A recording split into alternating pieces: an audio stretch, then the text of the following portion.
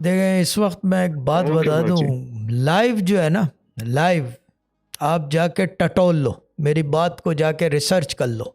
आप लाइव जाके YouTube, TikTok, कहीं भी चले जाओ, किसी सोशल मीडिया के प्लेटफॉर्म पे मुझे एक आदमी दिखा रहा हो कि चीज़ ये कि जो गाइड कर रहा हो अल्लामा इकबाल साहब वाली बात, एक ही सफ़ में खड़े हैं महमूद और अय्यास, यानी कि मेरी तरफ से हिंदू आए, मुसलमान आए, यहूदी आए, ईसाई आए, या कोई भी आ जाए, they knock my door for help, और मैं कहाँ मिलूँगा, where will I be, I will be there for their help. Am I right और wrong drama queen? Drama queen तो कॉलें सुनती है।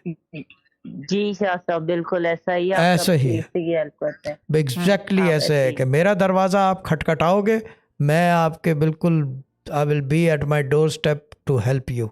और ये नहीं कि ये एक के कौम के लिए, ये कोई भी कहीं से हो, मेरा दरवाज़ा सबके लिए खुला है।